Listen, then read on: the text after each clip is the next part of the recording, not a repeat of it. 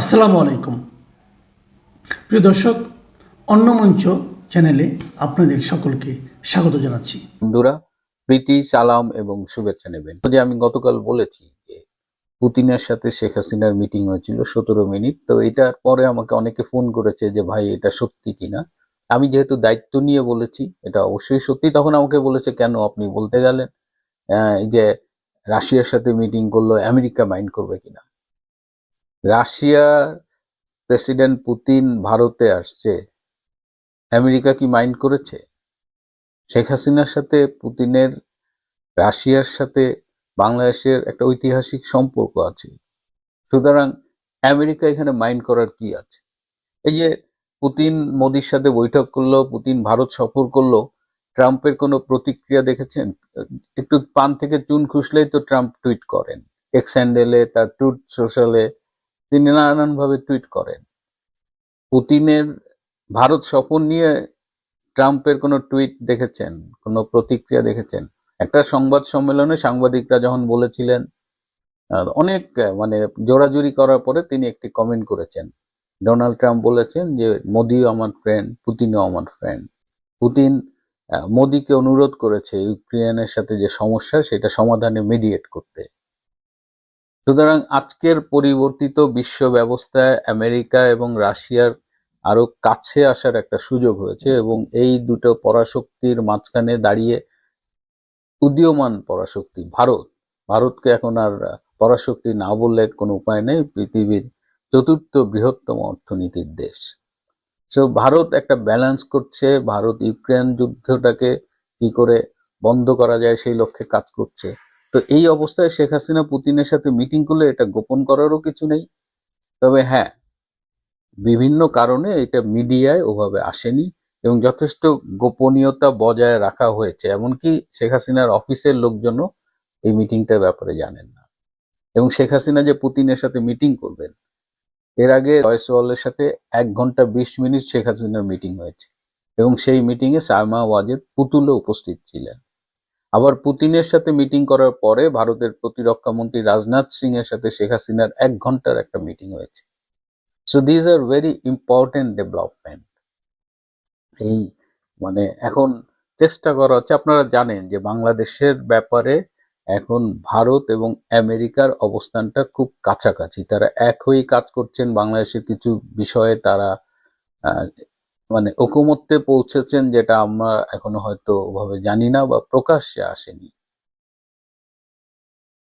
সুতরাং এই পলিটিক্স যে চেঞ্জ হচ্ছে সবাই বুঝতে পারছে। ধন্যবাদ। আমরা মনে করি আন্তর্জাতিক মহলের কাছে আমরা এই মেসেজটি পাঠাচ্ছি, মানুষ পাঠাচ্ছে, যারা মিডিয়া কর্মী তারা পাঠাচ্ছে, আপনারা পাঠাচ্ছেন। এখন আন্তর্জাতিক অঙ্গনকে সিদ্ধান্ত নিতে হবে তারা এটাকে অ্যাকসেপ্ট করবে কি করবে না। এখন একটা বিষয় হচ্ছে কি, দেখেন, আন্তর্জাতিকতাবাদের একটা বিষয় হলো আমাদের এই আদালতটি কিন্তু আন্তর্জাতিক আদালত না, আমাদের এই আদালতটি হচ্ছে ঘরোয়া আদালত।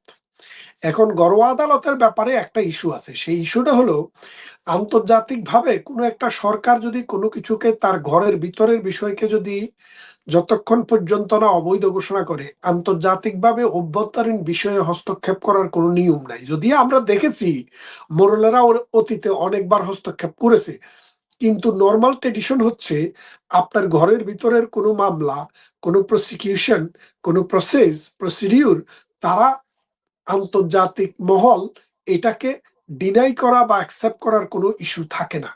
যেহেতু বাংলাদেশে যে বিচারটি হচ্ছে, এই বিচারটার নাম হচ্ছে আন্তর্জাতিক অপরাধ ট্রাইব্যুনাল।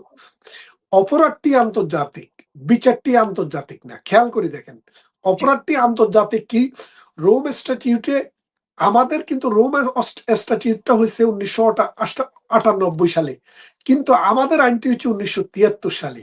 আপনি বলতে পারেন আমাদের আইনটিকে ফলো করেই কিন্তু রোম স্ট্যাটিউটটি হয়েছে, যদিও আমি ঠিক ওইভাবে বলতে চাচ্ছি না, কিন্তু অনেকটা এরকম দাঁড়ায়। কেন দাঁড়ায়? এখানে আমরা ওই আইকম্যান কেস ছিল, আপনি জানেন 1948 সালে এই যখন আইকম্যানের বিচার হয়, তখন আইকম্যানকে ওই থেকে ধরে নিয়ে আসছিল, আর্জেন্টিনা থেকে এনে ইসরায়েলি বিচার করছিল। তো বিচার করার পরে সেখানে কিছু বিষয় বলছিল যে 4টা বিষয়ে, মানে যুদ্ধাপরাধ, গণহত্যা, মানবতা বিরোধী অপরাধ এবং অ্যাগ্রেশন, এই 4টা বিষয় যদি হয় তাইলে এগুলা আন্তর্জাতিক অপরাধ। এই অপরাধগুলোর বিচার আন্তর্জাতিকভাবেও করা যায় এবং ঘরোয়াভাবেও করা যায়। তা আমরা যেটা করছি, আমরা অপরাধটা যেহেতু আন্তর্জাতিক, সেই জন্য বলা হচ্ছে আন্তর্জাতিক অপরাধ ট্রাইব্যুনাল। কিন্তু ট্রাইব্যুনালটি হচ্ছে আমাদের দেশীয়। সেই জন্য আমাদের দেশের সরকারকে প্রথমত এই ডিসিশন নিতে হবে। আমাদের সুশীল সমাজ, আমাদের বোদ্ধা, আমাদের যোদ্ধা, আমাদের কবি, আমাদের সাহিত্যিক, আমাদের লেখক, অসাম্প্রদায়িক চেতনার ধারক বাহক, মুক্তিযুদ্ধের যারা ধারক বাহক, তারা এই বিষয়টাকে মানুষের কাছে নিয়ে যেতে হবে এবং মানুষকে এই জিনিসটা খাওয়াতে হবে যে আসলে এই বিচারটি কোনো বিচার না, এটি হচ্ছে 1971 সালের পরাজিত শক্তি 71-এর পরাজয়ের প্রতিশোধ নেওয়ার জন্য একজন মুক্তিযোদ্ধা এবং আরেকজন ওই মুক্তিযুদ্ধের নেতৃত্ব দেওয়া দলের প্রধানকে এই আইনের কাঠগড়ায় দাঁড়িয়ে আমাদের মুক্তিযুদ্ধকেই বিতর্কিত করার একটা ষড়যন্ত্র। এই ষড়যন্ত্র থেকে আমরা বেরিয়ে আসতে চাই। এইটা যে ষড়যন্ত্র সেটা আমরা তুলে ধরছি, আপনারা তুলে ধরছেন। আশা করি বিশ্ব জেগে উঠবে, বিশ্বের মানুষ জেগে উঠবে, বাংলাদেশের তরুণ প্রজন্ম বুঝতে পারবে তাদের মাথায় লবণ রেখে এই 1971 সালের ঘাতক দালাল পরাজিত যুদ্ধ অপরাধীরা মানে বড়ই খাচ্ছে। এই বড়ই খাওয়াটা তাদের ততদিনে চলবে যতদিন আমার এই নতুন প্রজন্ম বুঝতে না পারবে। আশা করি আমার এই নতুন প্রজন্মের বোধোদয় হবে। এই তথ্য প্রবাহের যুগে, এই আধুনিক জ্ঞান বিজ্ঞানের যুগে তারা এখন বুঝতে শিখেছে এবং মানুষ এখন বলতে শুরু করেছে এই বাংলাদেশ শেখ হাসিনা ব্যতিরেকে এখন যারা আছে তাদের কেউই তার কাছাকাছিও শাসন করতে পারবে না।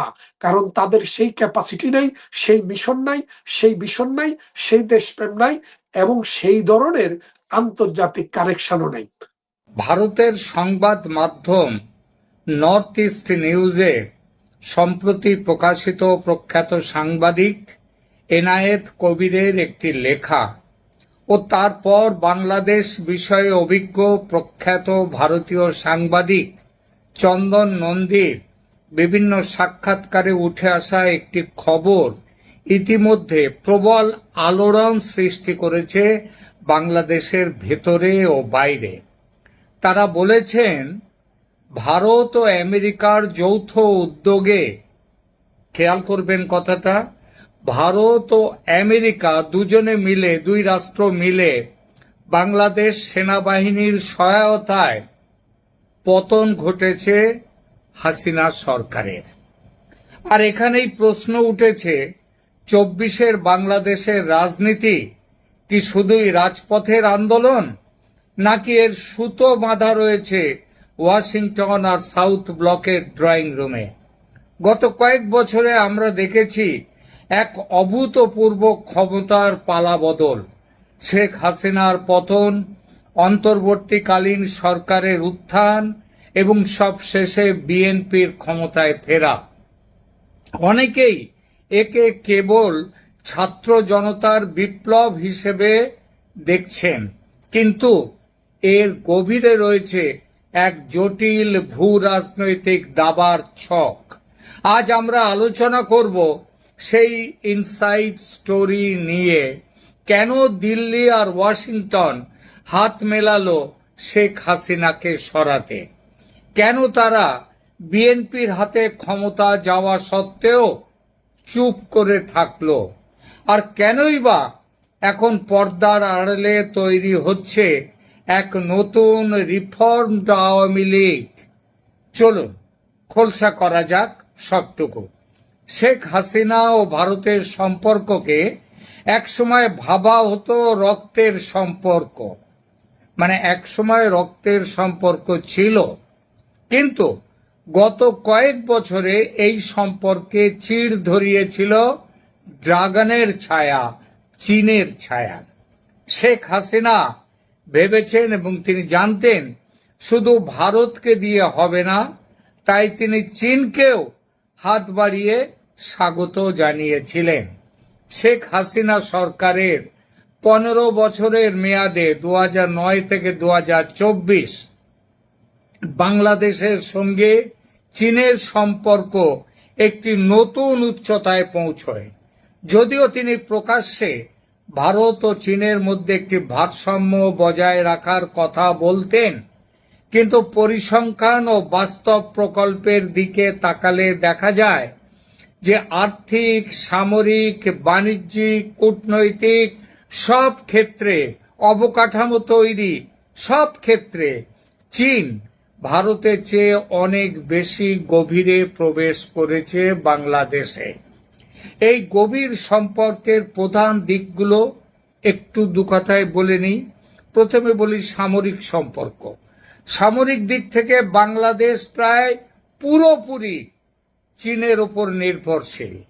Stockholm international piece research institute SIPRI তাদের তথ্য অনুযায়ী 2010 থেকে 2020 সাল এর মধ্যে বাংলাদেশের মোট সামরিক সরঞ্জামের 73.6% মানে প্রায় 3/4 সেই সরবরাহ করেছে চীন। বাকিটা করেছে আমেরিকা, কিছু অন্যান্য দেশ। আর ভারতের কাছ থেকে বাংলাদেশের সামরিক কেনাকাটা ছিল একেবারে নগণ্য, উল্লেখ করার মতো নয়। 2013 সালে শেখ হাসিনা সরকার চীন থেকে $203 মিলিয়ন দুটি রিফারবিশড মিং ক্লাস সাবমেরিন, পুরনো সাবমেরিনকে নতুন করে তার করা হয়েছে। তাদের নাম বিএনএস নবযাত্রা এবং বিএনএস জয়যাত্রা। এই কেনার চুক্তি করেন।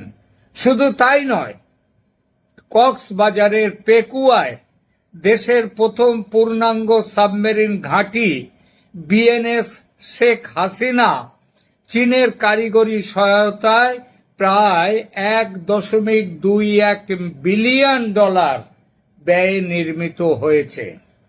বাংলাদেশ সেনাবাহিনীর ট্যাঙ্ক, নৌবাহিনীর করভেট ও ফ্রিগেট এবং বিমান বাহিনীর ফাইটার জেটগুলোর একটা বড় অংশই চীনে তৈরি। এবার আসি আর্থিক ও অবকাঠামো বিষয়ে এবং BRI সেই ফ্যাক্টরে।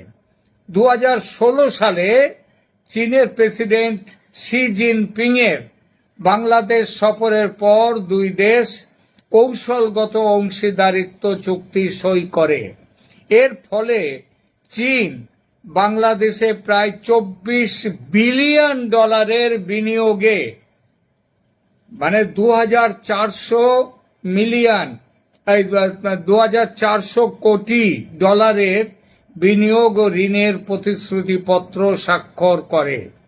2024 সালের তথ্য অনুযায়ী বাংলাদেশের দ্বিপাক্ষিক ঋণের সবচেয়ে বড় উৎসের অন্যতম হল চীন। আর বড় প্রকল্পগুলো চীনের সহায়তায় তৈরি, যে পদ্মা বহুমুখী সেতুর যে রেল সংযোগ প্রকল্প প্রায় 39,000 কোটি টাকা, কর্ণফুলী টানেল যেটাকে বলা হয় বঙ্গবন্ধু টানেল, পায়রা গভীর সমুদ্র বন্দর এবং একাধিক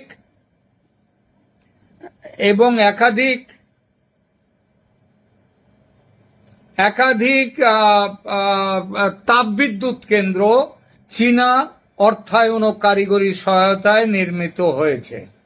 ভারত দেখুন, আর ভারতের ক্ষেত্রে ভারত বাংলাদেশকে প্রায় $8 বিলিয়ন, আবার বলছি প্রায় $800 কোটি লাইন অফ ক্রেডিট দিলেও বাংলাদেশে তার বাস্তবায়নের গতি ছিল খুবই ধীর। চীনের প্রকল্পগুলো দ্রুত দৃশ্যমান হওয়ায় আর্থিক নির্ভরতা বেজিং এর দিকে বেশি ঝুঁকে পড়ে বাংলাদেশের।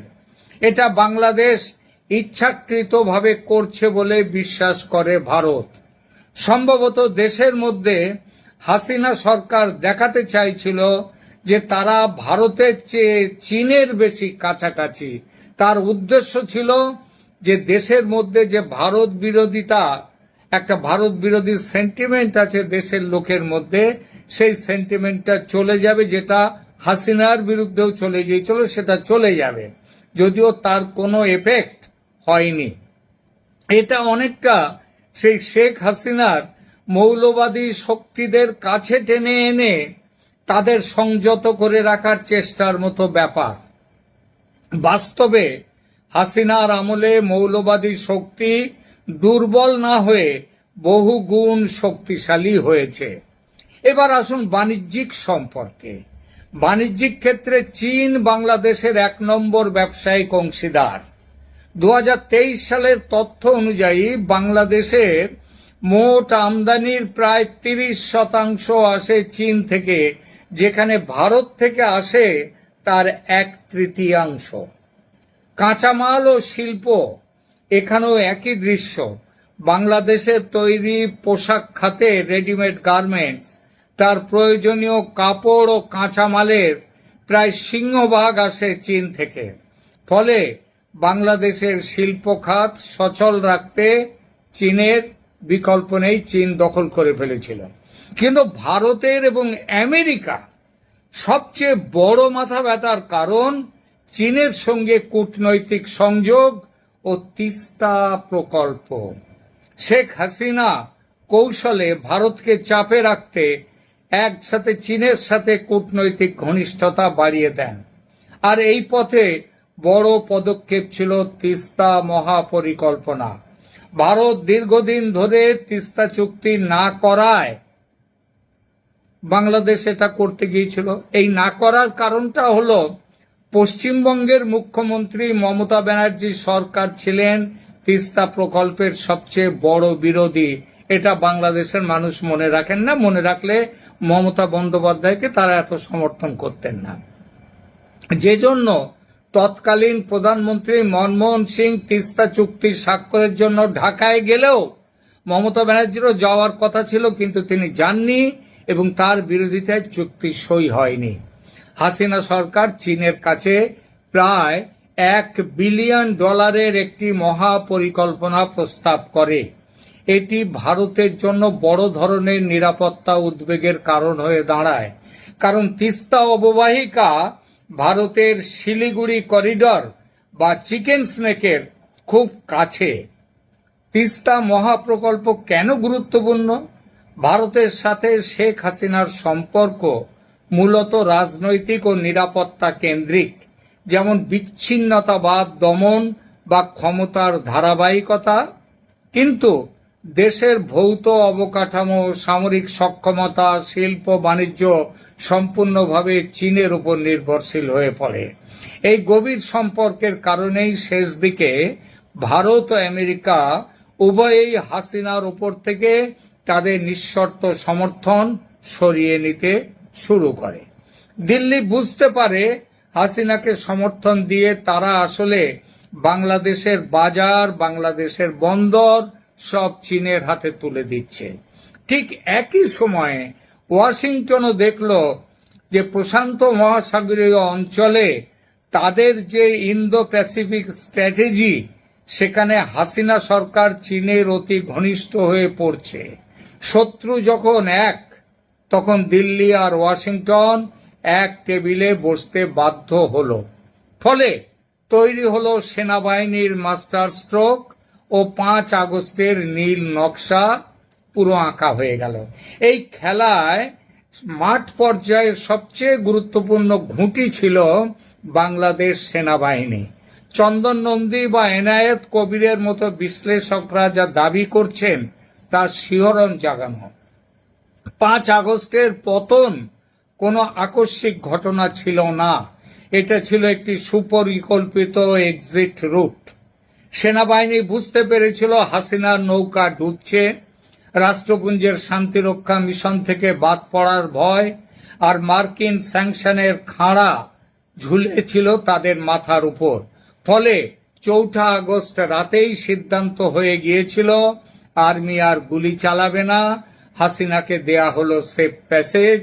ভারতও এই প্রক্রিয়ায় সায় দিয়েছিল, কারণ তারা জানতো হাসিনাকে জোর করে ক্ষমতায় টিকিয়ে রাখলে বাংলাদেশে ভারত বিদ্বেষ চরমতর আকার ধারণ করবে এবং ফলত চীনের প্রভাব বাড়বে।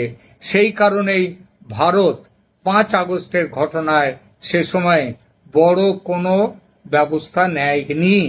আর সেই কারণেই ভারত ও আমেরিকা এই দুই শক্তি 5 আগস্টের আগে ইনক্লুসিভ ইলেকশন বা অংশগ্রহণমূলক নির্বাচনের জন্য হাসিনাকে কোনো চাপ দেয়নি, কারণ লক্ষ্য তখন একটাই, চীনকে দমন করতে হাসিনাকে সরাতে হবে।